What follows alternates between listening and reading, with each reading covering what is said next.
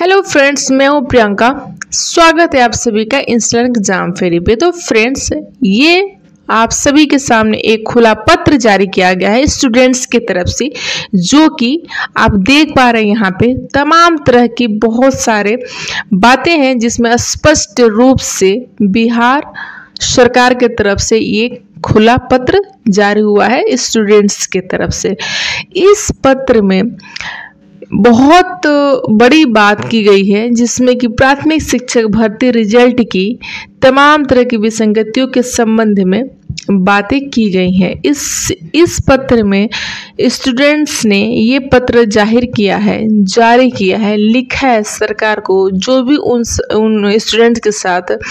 धोखा हुआ है, उनके साथ नॉर्मलाइजेशन ठीक से नहीं हुआ है, रिजल्ट में गड़बड़ी हुई है, उनके नाम सही से नहीं आया है, उनका जो भी डॉक्यूमेंट्स है वो अच्छे से वेरीफाई नहीं हुई है, इन तमाम तरह की बातों को लेकर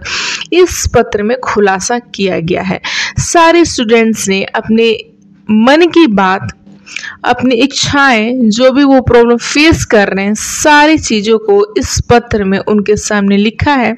जिसमें कि वो अलग अलग चीज़ें की डिमांड कर रहे हैं। जैसे कि आप इस पत्र में देख पा रहे हैं कि नॉर्मलाइजेशन जो हुआ है वो 2 पालियों में हुई थी। इससे महिलाओं को 50% आरक्षण प्राप्त है और हमारी परीक्षा 2 पाली में हुई थी, जिसमें पुरुष और महिला अभ्यर्थी ने अलग अलग पालियों में परीक्षा दी थी। दोनों पालियों के प्रश्न पत्र के स्तर में काफ़ी स्तर के आयोग ने नॉर्मलाइजेशन की प्रक्रिया अपनानी चाहिए थी। उनका ये कहना है कि जब महिला का और उस पुरुष का जब 2 अलग अलग पालियों में पेपर हुआ था, तो उनका नॉर्मलाइजेशन भी अलग अलग ही होना चाहिए था, एक में होने की कोई ज़रूरत नहीं थी, क्योंकि इस तरह से उनके कोट ऑफ में काफ़ी असर पड़ा है। जैसे कि आप सभी को पता है कि 50% का आरक्षण ऑलरेडी महिला को मिला हुआ है, उसमें पुरुष का भी सीट एक में जब नॉर्मलाइजेशन हुआ है तो महिला और पुरुष का, तो उसमें से भी पुरुष के भी सीटों में से महिला ने अपना सीट कवर कर लिया है। बात कर रहे हैं यहाँ पे रिजल्ट में गड़बड़ी को लेके, तो आप सभी को पता है कि सीटेट डीएलएड फेल अभ्यर्थियों के नाम जो भी रिजल्ट आ गया है, और खास तौर पर पश्चिम चंपारण में लगभग पूरे के पूरे सेंटर के रिजल्ट में रोल नंबर का आ जाना आयोग की प्रक्रिया पर संदेह उत्पन्न कर रहा है। जो पश्चिम चंपारण में एग्जाम हुआ था, उस एग्जाम में बड़ी धांधली हुई है। उसमें जो भी उस जगह पश्चिम चंपारण में जो भी एग्जाम हुआ था, उसमें सारा ही सेंटर का, चंपारण में जितने भी सेंटर थे, सारे के सारे बच्चों का रोल नंबर मतलब उसमें आ गया है, पेपर में कोट ऑफ उनका नाम आ गया, जिसको लेके बहुत सारे अभ्यर्थी, बहुत सारे आयोग उस पर संदेह उत्पन्न कर रहे हैं कि सीटेट डीएलएड जो फेल हैं वो कैसे रिजल्ट में पास हो गए हैं और कैसे उनका रोल नंबर आ गया है कट ऑफ में या रिजल्ट में। तो ये एक बहुत बड़ा संदेह उत्पन्न कर रहा है और रिजल्ट में गड़बड़ी शो कर रहा है। अगर हम बात करें उचित ढंग से डीवी का ना होना, ऐसे में कई सारे सबूत हैं कि डीवी उचित तरीके से नहीं की जा रही है। डीवी में बस बीपीएससी की तरफ से जारी वोटर मार्क दस्तावेज को देखकर अभ्यर्थी को औपबंधिक नियुक्ति पत्र दे दिया जा रहा है। ऐसे में वैसे अभ्यर्थी जो इस पद के वास्तविक दावेदार हैं, उनकी हकमारी हो रही है। तो आप यहाँ पर समझ रहे हैं कि सारे का सारा वही डॉक्यूमेंट्स वेरीफाई किया जा रहा है जिसमें कि वाटर मार्क है, और वाटर मार्क नहीं है तो वेरीफाई नहीं किया जा रहा है। इस तरह से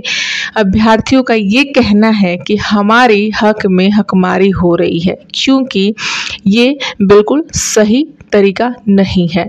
बात कर रहे हैं नियोजित शिक्षक की, तो चूंकि ये बहाली विद्यालय में शिक्षक छात्र अनुपात को संतुलित करने के लिए की जा रही है, ऐसे में नियोजित शिक्षकों को एक नए पद पर बहाल करने से ये संतुलन बिगड़ेगा तथा नए शिक्षकों की हकमारी होगी। ठीक है, जैसे कि आप समझ रहे हैं कि अगर ऐसे ही सारा का सारा अनुपात संतुलित करने में प्रोसेस चल रहा है, तो ऐसे में जो वास्तविक स्टूडेंट्स हैं उनके ऊपर काफ़ी ज़्यादा असर पड़ेगा, उनकी हक मारी जाएगी और जो उसके हकदार नहीं है